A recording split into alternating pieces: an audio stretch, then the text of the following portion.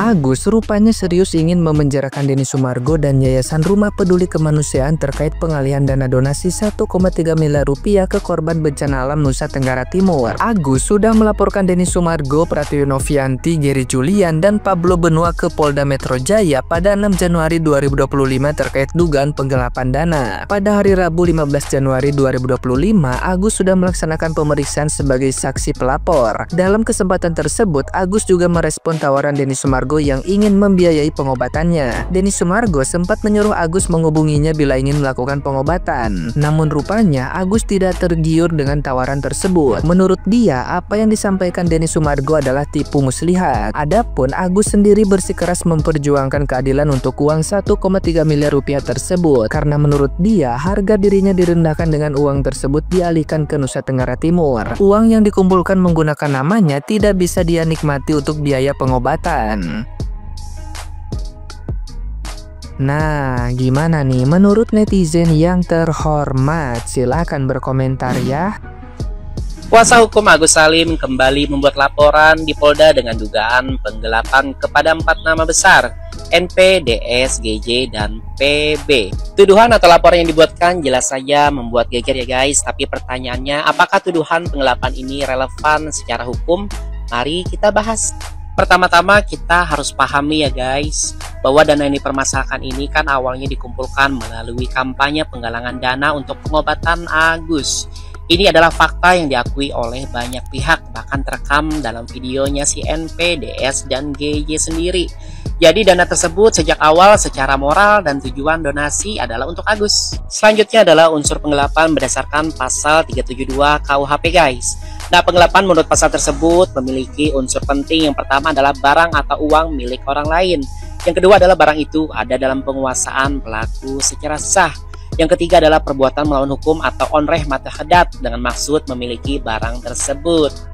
Jika kita cermati, dana itu awalnya terkumpul untuk Agus ya guys, tapi kemudian dialihkan ke yayasan dengan alasan untuk diamankan atau dititipkan. Ini artinya unsur barang milik orang lain bisa terpenuhi guys. Apalagi di pengalihan dana ke korban bencana NTT dilakukan tanpa keputusan pengadilan atau konsensus dengan pihaknya Agus.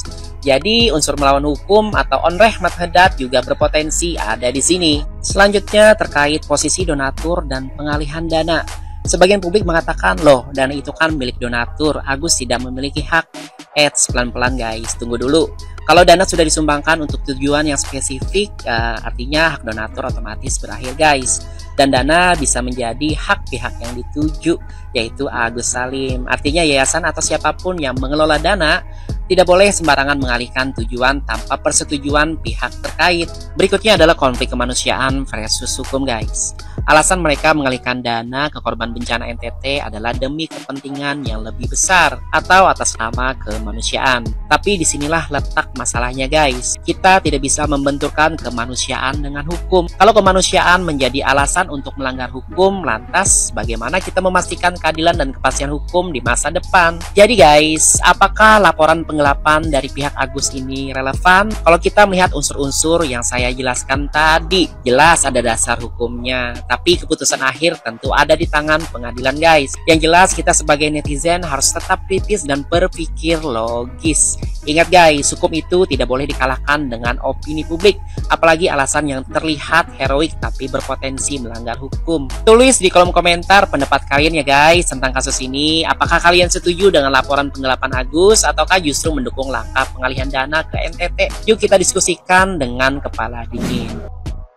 Kembalikan uang Agus, itu hak Agus. Kembalikan apa yang menjadi hak dia. Sampai dengan detik ini kalian cuma sebatas berteriak begitu, tetapi kalian tidak bisa memberikan bukti bahwa itu adalah hak Agus. Bahkan dari pengadilan pun belum melakukan itu.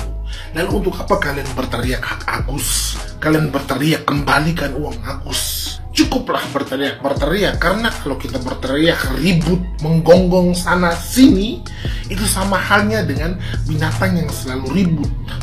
Ya, binatang kalau ribut itu cuma dua alasannya, lapar atau pingin kawin. Ingat itu ya, lapar atau pingin kawin.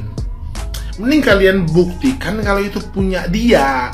Kalau itu terbukti kan bakal dibalikan. Tetapi kapan kalian mau membuktikan itu? Kapan? Hanya teriak-teriak saja ya. Hanya berteriak, tidak bisa membuktikan. Sejauh ini yang dilakukan cuma teriak. Buktikan bos, bukan teriak. Basi. Apa bedanya kita dengan binatang? Punya logika, kita punya akal budi. Jangan samakan kita dengan makhluk hidup yang lain yang tidak punya akal budi. Manfaatkan akal budi kita. Buktikan kalau itu hak dia, bakal dikembalikan kok. Ade, Samiun, bohong aja terus. Berobat kemana lo? Hah? Berobat kemana? Ke mantri? Ke apotek? Dukung beranak apa paraji?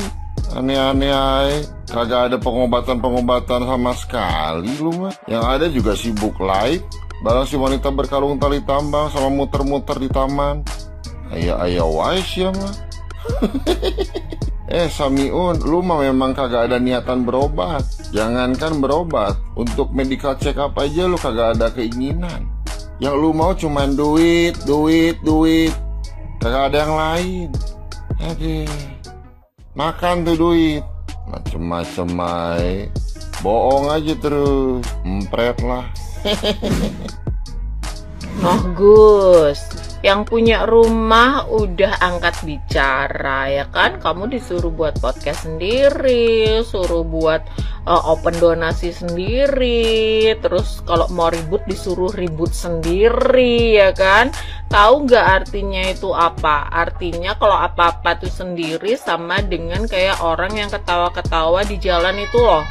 Orang yang ketawa-ketawa sendiri itu kan artinya dia orang. Pak Purnomo, tolong deh diamankan yang satu ini, soalnya meresahkan seluruh jagat raya. Gini nih, kalau sales regulator gas merangkap jadi pengacara kayak gini, kalau nggak ada kasus dia jadi sales regulator, ngomong aja masih terbata-bata, kayak anak PAUD aja.